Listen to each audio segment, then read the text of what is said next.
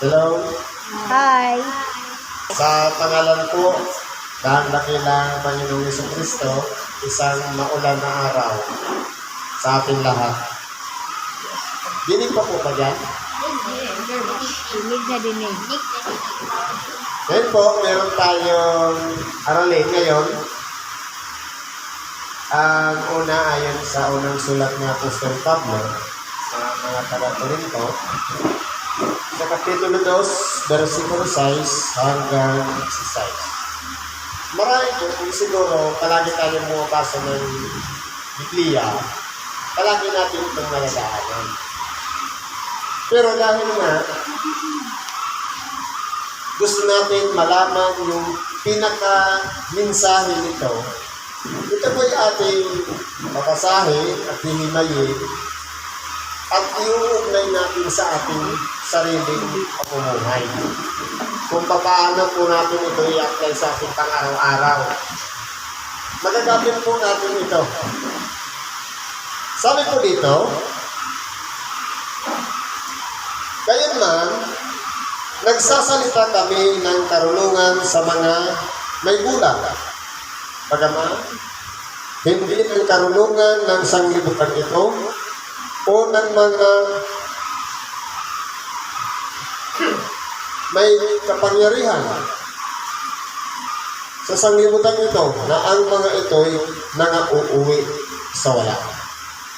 Ngayon po, kung aralin natin, ang pinag-uusapan dito, wisdom o karunungan. Dalawa po kasi ang karunungan. Karunungan ng sanlibutan ito at karunungan ng Diyos.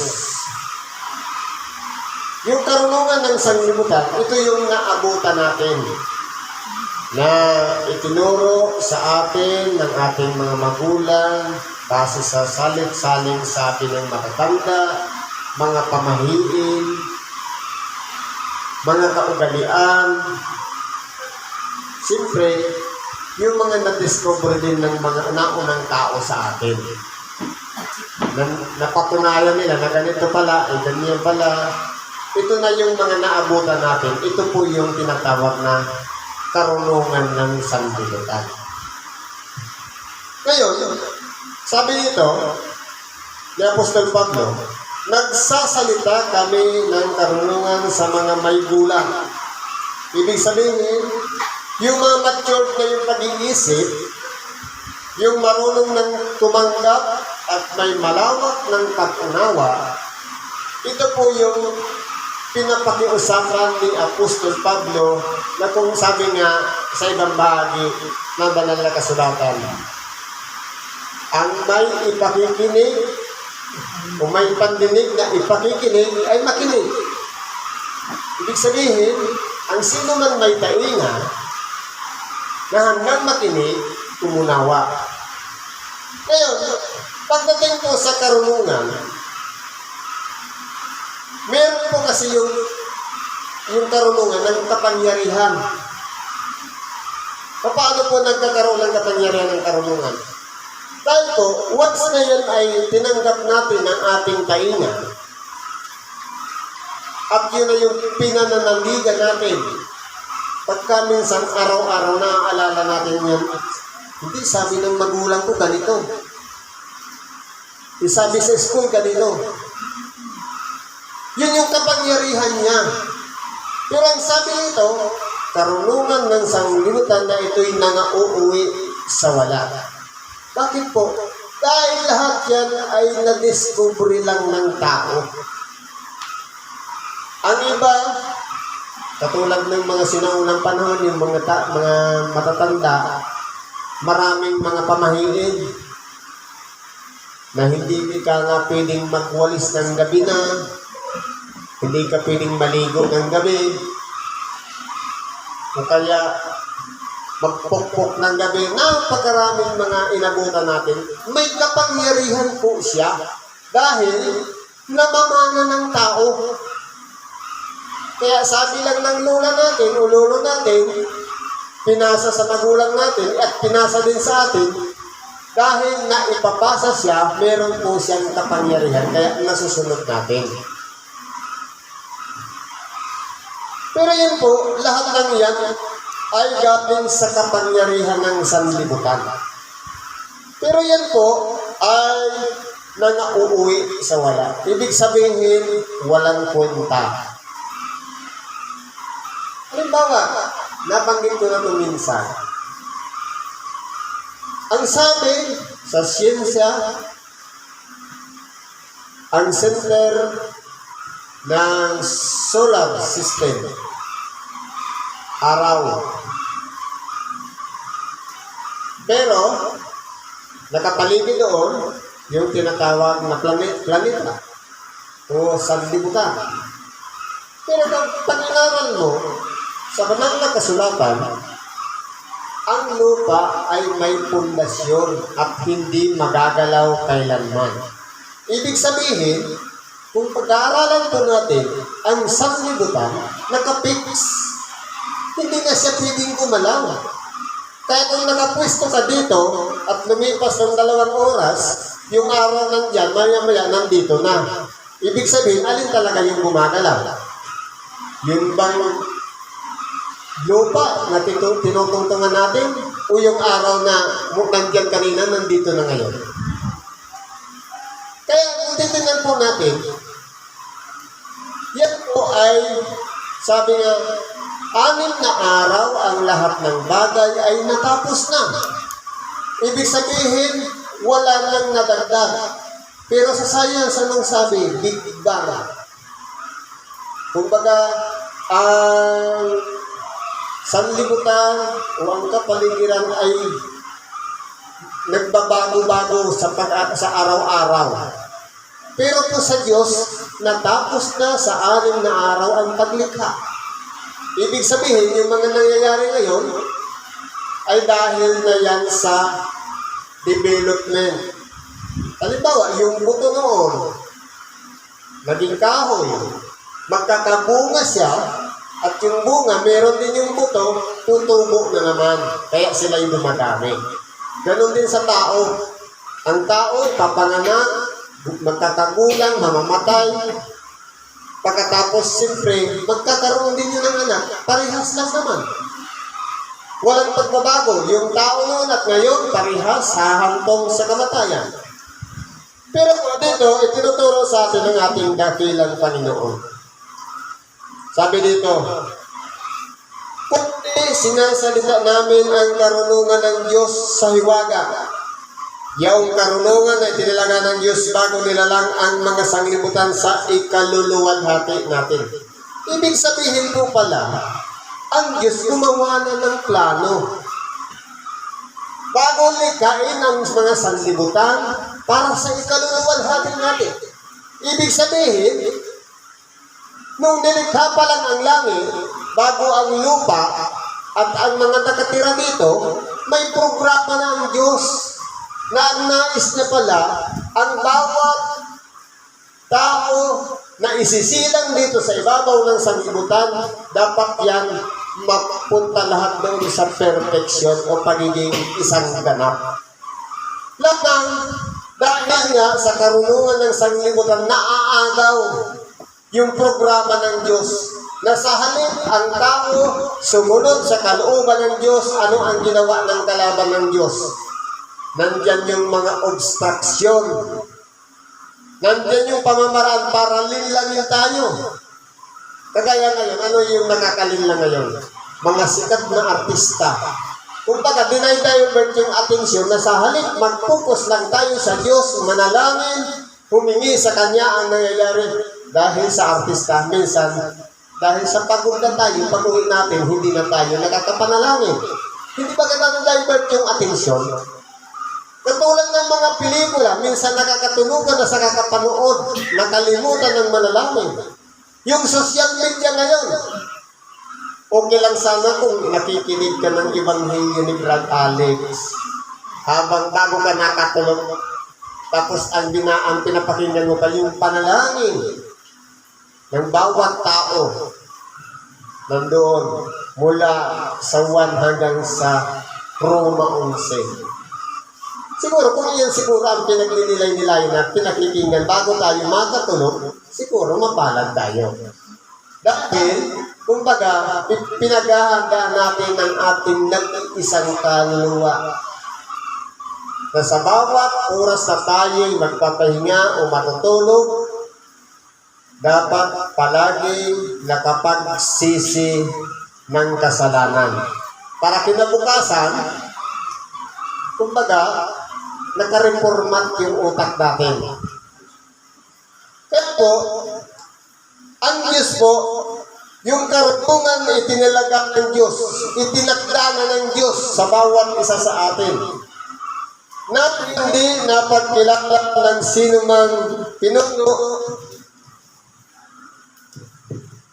ng sanglibutan ito, sapagkat kung nakilala sana nila, ay di ipinako sa krus ang Panginoon ng kaluwalhatian. Kaya kung titingnan po natin, dahil sa salit-saling sabi ng mga matatanda na ipinasa sa atin ng ating mga magulang, na minana naman natin kung nakapokus lang ang tao sa aral at salita ng Diyos, marahil nung ipinanganak sana ang ating dakilang Panginoon, na kilala sana ng tao. Kaya kung titignan po natin, hindi baga pinili ng Diyos ang bayang Israel. Inalagaan niya. Nilagay niya noon ang pinakamamahal na lahi mula kay Abraham, na hanggang sa huli, ipinanganak ang mga Hudyo. Pero ano po yung ninasa nila? Sa halip na pahalagahan ang aral ng Diyos o ang Ebanghelyo, ang nangyari, yung mga nangunguna sa kanila, yung mga Parisiyo, yung mga Eskribas, Sadusiyo, nagmamarunong na ipinalalagay nilang sila na ang pinakamagaling. Na ang kautusan ay ginagawa nilang yung salit-saling sabi ng mga tao, ginagawa nilang utos ng Diyos at ipinapasa sa mga tao, samantalang sila kahit hinliliit, ayaw man lamang galawin. Ibig sabihin, yung batas na ipinapasunod, exclusive lang doon sa mga tao na tagasunod.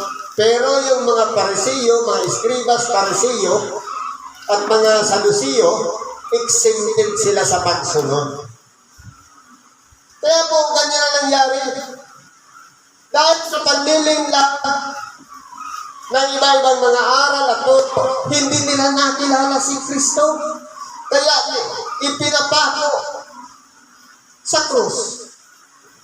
Hindi ba pinangunahan lang naman ng mga matatanda? Pagkain si Barabas, ipako si Jesus. Hindi baga ang lahat ng tao, dahil sa kawalan ng kaalaman at karunungan, madali po silang napasunod. Ipako sa krus. Ipako sa krus. Kaya ilan yan ang nangyari. Hindi nila nakilala ang Panginoon ng kaluwalhatian.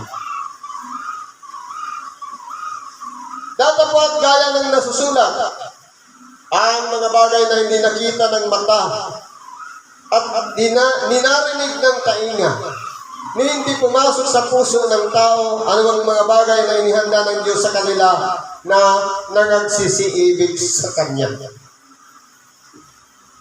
Kung aralin po natin, mayroong mga bagay na hindi nakikita ng mga mata, pero narayin na sa harap natin.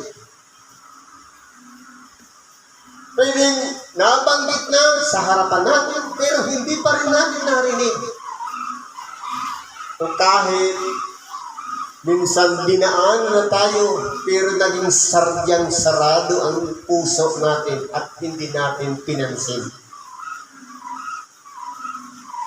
Na kung babalikan natin, lahat pala ng mga nangyayari sa atin, yan pala ay inihanda ng Diyos sa bawat isa na nagsisiibig sa Kanya. Ibig sabihin, yung mga tao na loyal sa Diyos o may katapatan sa Diyos, Yun po yung mga tao na doon mismo nagharap-harapan, nagpapakilala ng lubusan ang Diyos sa bawat tao na nagsisiibig sa Kanya. Yung mga tao na wala siyang inaasahan, maliban, Diyos ko po, panay Diyos ko po na lang. Kasi kung titingnan po natin, ang tao po kasi, nabubuhay tayo in spiritual ways at sa physical. May pangangailangan itong ating katawan, may pangangailangan tayo sa spiritual. Pero alin ang mas matimbang? Yung pangangailangan material o spiritual? Pero tayo po, dahil tinuruan tayo ng ating mga magulang, magtrabaho ka kung gusto mong mabuhay. Kaya nakapokus tayo lahat sa trabaho. Pero kung naasahan po natin ang mula sa Diyos, bago yung material na bagay, siguro ang uunahin natin, manalangin tayo bago tayo magtrabaho. Ituturo sa atin ng Diyos ang mga pamamaraan upang maging mabuti tayong tao. At higit sa lahat, Diyos na mismo ang gagawa ng paraan. Halimbawa, gusto mo magkaroon ng maraming kliyente. Diyos na mismo ang maglalapit sa iyo ng mga kliyente. Trinay ko po yan. Sabi, halimbawa, ako marunong maghilot. Paano ba manalangin ang maghilot? Alangan naman sabihin mo, Diyos ko po, sana maraming mapilayan ngayon. Para marami akong hilutin. Tama ba yun? Pwede nga panalangin, idaan mo sa mabuting pakikipag-usap sa Diyos. Hindi sabihin mo, Diyos ko po, nandito ako, ang iyong abang lingkod. May pangangailangan din material. Kung maaari, yung mga taong nangangailangan ng tulong ko, i-guide mo po para tulungan ko. Hindi yung ipanalangin mo, sana maraming mapilay. In negative ways yun. Sa in positive ways, ang panalangin mo, dapat gagamitan mo rin ang karunungan. Kasi pag sinurtcut kasi natin ang prayer, magulo. Halimbawa, sa kakasurtcut natin ngayon, sasain ako sa bahay. Hindi ba mga magulo? Di ba dapat sumain ka sa kaldero na nasa loob ng bahay mo? Kaso tayo po kasi sinasanay natin ang ating sarili sa shortcut. Pero ang ating dakilang Panginoon, kung magsalita siya, maliwanag na maliwanag. Hindi ba kayo pinapahagi ko yung buong detalye? Kahit sa 1:17 pa lang. Aralin natin yung sinasabi niya dyan. Minsan, sabi, dinadalangin ko sila. Hindi ang sanglibutan ang dinadalangin ko, kundi yaong mga sa akin ay sapagkat sila iyo. Ibig sabihin, ang lahat ng sakop ng panalangin ng ating dakilang Panginoon, yung mga taong ibinigay lang ng Ama sa Kanya. Ibig sabihin, yung mga kontra pala, hindi ibinigay ng Ama. Yung mga tao na ayaw kilalanin si Jesus, hindi rin ibinigay ng Ama sa Kanya. Kung baga, sa pangangalaga ng isang kawan, yung gusto lang magpasakop doon sa kawan hanggang sumunod, yun lang ang sakop ng panalangin ng ating dakilang Panginoong Jesucristo. Kaya kung aralin po natin ito, hindi nakita ng mata, ni hindi narinig ng tainga o pumasok man sa puso, dinisregard natin, pero yun pala ang inihanda ng Diyos sa mga nagsisiibig sa Kanya. Ibig sabihin, nakapokus lang talaga ang tao sa material na bagay. May mga pangyayari na kaya, bakit kaya dumanas ako ng pagsubok na ito? Halimbawa, bakit kaya ilang beses na ako nagtanim, palagi akong lugi? Siyempre, ang iisipin natin yan, sa sunod na lang, bawi ako. Dapat ang kukunin natin yung aral. Ano kaya ang problema? Bakit palagi akong nagpapagod? Hindi ako kumikita dito sa bagay nito. Marahil yung inihanda ng Diyos, hindi ka pala inilagay doon sa pagtatanim. Dahil yung nakaprograma sa atin, nasa guhit na ng ating kamay, hindi ka pala para diyan. Kundi sa ibang bagay ka dadalhin. Totoo po yan. Dahil iba po kasi ang may will sa His will. Ang gusto natin, nakaprograma sa utak natin. Pero yung inihanda ng Diyos sa atin, hindi natin napansin. Halimbawa, tayong mga tao, meron tayong ambisyon sa buhay. Gusto nating maging ganito. Pero kung ang gusto ng Diyos, tagapagdala ka ng salita ng Diyos, kahit anong pagsisikap natin, ibang hilista pa rin ang bagsak mo. Dahil, yun po ang gusto ng Diyos. Trinay ko rin po yan, sinubukan ko yan, kung ano-anong trabaho, nag-driver ako, nag-ahinte, tapos nagpahinante, nagkarpentero, kung ano-ano pang pinasok kong trabaho, saan ang bagsak? Tagahimas ng likod. Maghilot ka at magkasbil ka. Yan ka pinili ng Diyos. Kaya po, kung tingnan natin, thy will be done. Panalangin yan. Sama namin. Gawin ang iyong kalooban kung paano sa langit, kaya hindi sa lupa. Yun yung kalooban niya na ilagay tayo sa ganun. Sitwasyon na bagamat mababa sa pinaka-aasam-asam natin, pero may pagpapala. Yan po yung plano ng Diyos. Sabi dito, ngunit ang mga ito ay ipinahayag sa atin ng Diyos sa pamamagitan ng Espiritu. Sapagkat nasisiyasat ng Espiritu ang lahat ng mga bagay, oo, ang mga malalalim na bagay ng Diyos. Ngayon po, alimbawa, nag-surrender na tayo sa Diyos. Kumbaga yung pangako ng Diyos yung sa mga nagsisiibig sa Kanya, yung mga nagsisuko na sa Kanya, magpapakahayag ng husto ang Diyos sa atin. Sa pamamagitan ng Espiritu at doon natin lubos na makikilala ang kalagayan ng Diyos, ang kalagayan natin sa harapan ng Diyos, at bakit may mga nakakasalamuha tayong mga tao na kung sa karunungan ng sanglibutan, sawang-sawa ka na sa pagmumukha na yan. Pero sa karunungan ng Diyos, bakit kaya palagi ko siyang namimit? Palagi ko siyang nakakausap. Dahil siya pala ay ginawa ng Diyos yan sa harapan mo para maging salamin mo, tagapagpaalala sa iyo. Hindi ba ga? Yan pala, dahil sa pamamagitan ng Espiritu, ipinapakilala sa atin ng lubusan ng Diyos ang kahalagahan natin sa Kanya. Sabi nga dito, sapagkat nasisiyasat ng Espiritu ang lahat ng mga bagay.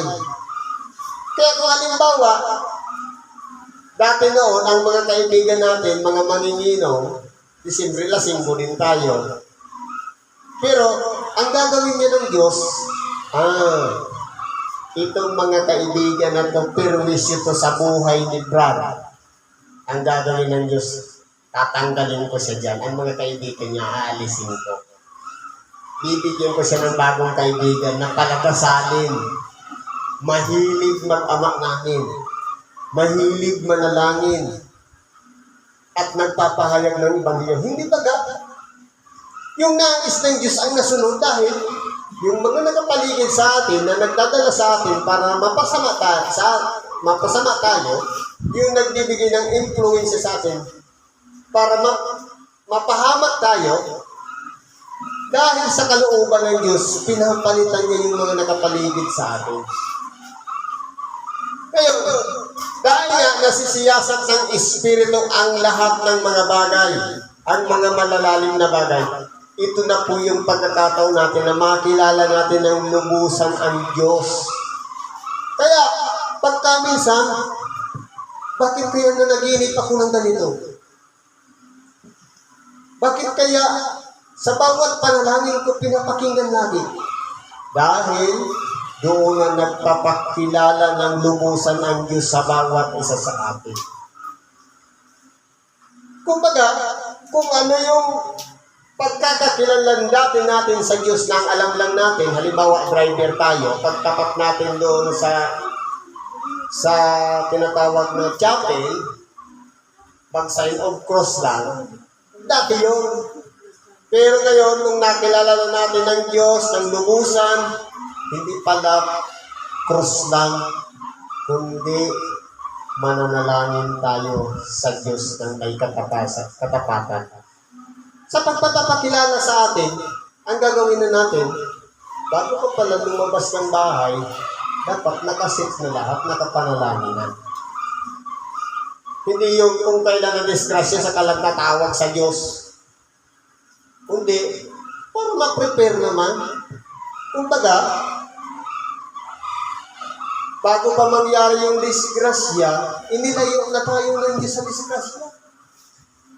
Halimbawa, nakalaan ngayon, alas 12 ng tanghali, mababangga ka ng truck. Eh kung inihanda mo ng sarili mo sa panalangin, ang gagawin na ng Diyos, i-delay ka, alas 12 dumaan yung truck, alas 12 umatang dumaan doon. Hindi kayo nagpanagpo. Hindi ba ga? Yan po ang mga malalalim na bagay ng Diyos na inilalayo tayo sa kapahamakan. Ngunit, ating tinanggap hindi ang espiritu ng sanglibutan. Totoo po. Dahil itong espiritu ng sanglibutan, papunta po ito sa kapahamakan. Bakit po? Ang lahat ng mga bagay na nakikita natin, may hangganan lahat yan. Alin po ang mga bagay na walang hangganan? Yung nag-iisa nating espiritu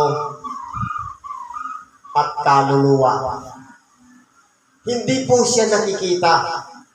Ang Diyos hindi rin nakikita. Bagamat ang ating dakilang Panginoon nagkatawang tao, pero kahit kailan hindi rin natin siya nakita. Pati ang Espiritu Santo hindi rin natin siya nakikita. Ibig sabihin, ito pala yung mga pinaglalaanan ng Diyos, yung mga bagay na hindi nakikita. Kaya ito po yung magkakaroon ng benepisyo sa ating pabalik-balik na pakikinig ng Ebanghelyo, pabalik-balik sa pagsimba, paulit-ulit na pananalangin gabi-gabi, bago gumising o pagkagising, bago lumakad, pagdating sa parurungan, bago kumain, pagkatapos kumain. Yung palagi nating pakikipag-ugnayan sa Kanya, doon natin makikilala ng lubusan ng Diyos at magpapakahayag siya ng gusto sa atin. Kaya po, ang tinanggap natin, hindi yung espiritu ng sanlibutan, yung influensya nitong sanlibutan ito. Na kung ano yung namana sa magulang, halimbawa, ang ama, lasinggo, siyempre, palaging natitingala ng anak at naninigarilyo din. Hindi ang kalalabasan ng anak, ganun din ang susundan niya. Kasi, ang tingin niya sa ama, ang sarap na sarap naman yung humit-hit din. Bakit kayo inuulit-ulit niya palagi siyang lasing? Masarap siguro ang alat. Kaya ang paglaki niya, yun din ang mamamana ng mga ama. Ngayon, kung babaguhin natin, sabi, ang high blood daw na mamana. Hindi po totoo yan. Ang high blood, kung ang isang tao, ang isang pamilya, palaging pinakain karne, Siyempre, yung maliit na butas na ugat na doon, yun ang unang ma-high blood. At darating ang panahon, yung mga anak mo, dahil pinupuno niya naman yung ugat niya na mapuno ng kolesterol, siyempre, ang kahihitan niya, high blood din. Tapos sasabihin na mamana, hindi po namamana yun, kundi nasa pamumuhay po natin. Dahil kung tinatambakan natin ng kolesterol ang ating mga ugat, papunta talaga yun sa high blood. Pero kung balance ang kinakain natin, minsan sa isang linggo ka lang kumain ng karne, ibig sabihin yan, mapapalayo naman tayo sa kapahamakan. Ano ba sabi dito? Ngunit ating tinanggap hindi ang espiritu ng sanglibutan, kundi ang espiritu mula sa Diyos, upang ating mapagkilala ang mga bagay na sa atin ay ibinigay na walang bayad ng Diyos. Kaya po, kung ating titingnan dito, ating tinanggap hindi ang espiritu ng sanlibutan, kundi ang espiritu mula sa Diyos. Ang tanong, alam ba natin yung espiritu mula sa sanlibutan at alam ba natin yung espiritu mula sa Diyos? Marahil, kung halimbawa, sasabihin natin, Diyos ko, patawad, ako'y isang makasalanan, magsisisi na ako, magbabago na ako. Okay. Pagbibigyan ka ngayon ng Diyos, babaguhin na yung buhay mo. Ang problema, nung makapasok na sa grupo, matigas naman ang ulo. Ayaw naman sumunod at magpasakot sa aral ng Diyos. Alimbaga ang pinahahalagahan natin ng mas higit. Yung espiritu ng sanlibutan, sa makatuwid, yung karangyaan, kadakilaan, kapurihan, makagawa ng maliit na bagay, gustong-gusto yung pinapupurihan. Salamat, brad. Pero anong sabi sa atin ng mga alagad ng ating dakilang Panginoon? Huwag ka sa akin magpasalamat, kundi doon ka magpasalamat. Ibig sabihin, yung honor na dapat sana para sa Kanya, huwag natin agawin. Dahil yun ay para lang sa Kanya. Kaya kung ang espiritu ng sanglibutan ang nananahan sa buhay natin, siyempre, ang hanapin natin dyan, yung mapromote tayo.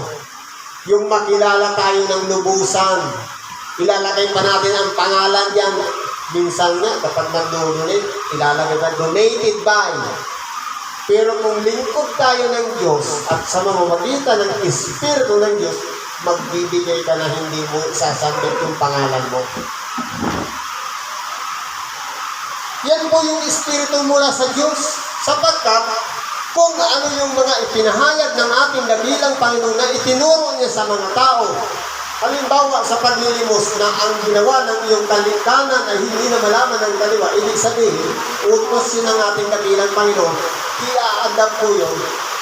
At siyempre, ang Espiritu Santo mismo ang tutulong sa atin para magawa natin yun. Pero sa Espiritu ng sanglibutan, hindi. Isulat mo yan ang pangalan mo na ikaw nagbigay niya. Hindi ba ka? Pero sabi dito, upang makilala ang mga bagay na sa atin ay binigay ng walang bayad ng Diyos. Ano po yung pinakamahalagang bagay na ibinigay ng Diyos sa atin ng walang bayad? Walang iba sa kapila ng kaabalahan natin dito sa ibabaw ng sanglibutan. Tayo at nadala ng Espiritu ng sanglibutan.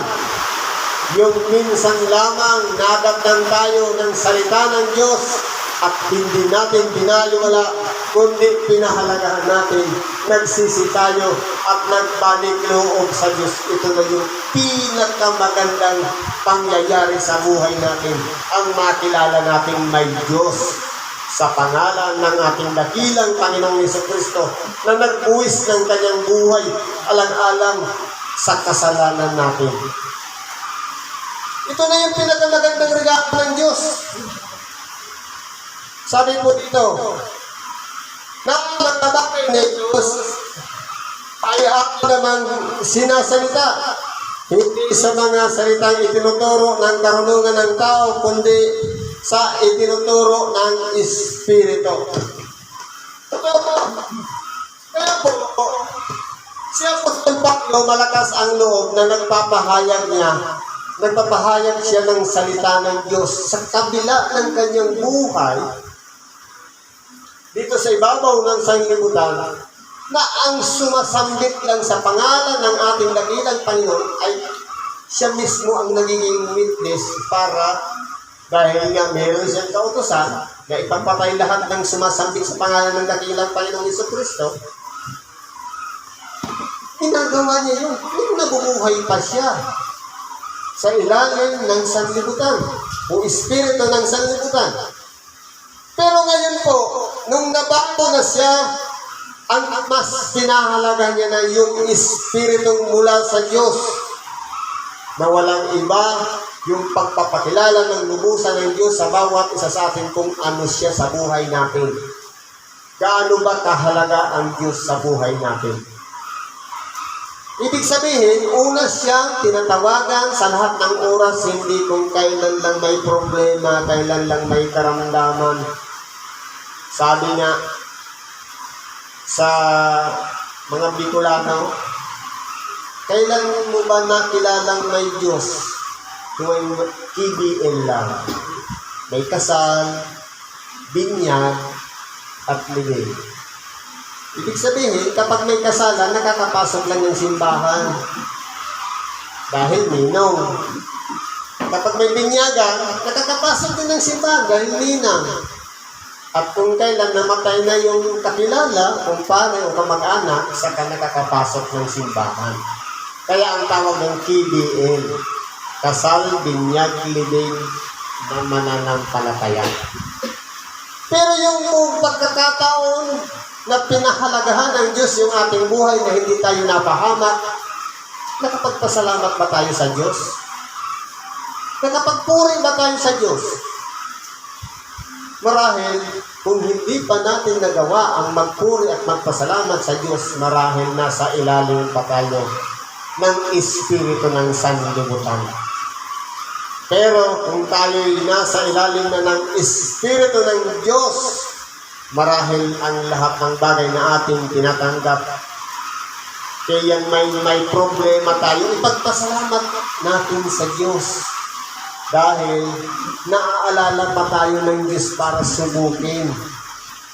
Dahil ang mga nasa Diyos, sabi nga, in every devotion, there is a temptation. Sa bawat tao na nagsasa Diyos, palaging may tukso. Halimbawa, ano yung tukso ngayon? Nandiyan ka nakanganga, gustong makarinig ng salita ng Diyos. Anong temptation? Ikaw. Antok. Para i-disconnect yung connection mo doon sa gospel. Para hindi ka makarinig ng salita ng Diyos. Yan yung espiritu ng sanlibutan. Pero yung espiritu ng Diyos, aantayin mo matapos ang gospel dahil gusto mong busog na busog ka ng salita ng Diyos. Ganun po yun. Pero sabi nito, hindi sa salitang itinuturo ng karunungan ng tao, kundi sa itinuturo ng Espiritu na iniwawanis natin ang mga bagay na ayon sa Espiritu sa mga pananalitayang ayon sa Espiritu. Kaya kung titignan po natin, yung connection natin in spiritual. Na siyempre, pahalagahan natin yung mga bagay na spiritual dahil ang pinapahayag sa atin, mga bagay hindi na spiritual. Pagkabat tinatamaan minsan ang ating ugali o ang ating pagkatao dahil handa natin na magpasakop tayo sa Diyos, isasakripisyo natin yung ating pagiging isang tao na palaging nagkakamali at palaging nagkakasala. Okay lang, tamaan ako ni Brad ng Ebanghelyo. Ang mahalaga, nagtiis ako na makinig ng Ebanghelyo. Ganyan ako kamahal ng Diyos. Kaya sinugo si Brad para pagsabihan ako ng pagsabihan. Ganyan po yan. Kaya, yung connected doon sa Espiritu, siyempre, ang ipinapahayag din sa atin, mga bagay na spiritual. na walang iba, ang makikinabang din ang ating sariling espiritu. Ngunit, ang taong ayon sa laman ay hindi tumatanggap ng mga bagay ng espiritu ng Diyos. Totoo po, kung nabubuhay tayo sa laman, nabubuhay tayo sa halimbawa, pagkakilaan, kapurihan, katakawan, kung ano-ano pang mga masasamang bagay dito sa ibabaw ng sanglibutan. Pag nasa influence tayo nun, hindi talaga tayo, kumbaga walang tuwang ang salita ng Diyos sa ating buhay. Ang nagagawa pa natin yan, hatulan yung taong nagsasalita. Dahil tayo'y nasa laman. Kaya ulitin po natin, ang taong nasa laman, ang ikinabubuhay niya sa laman din, kapurihan.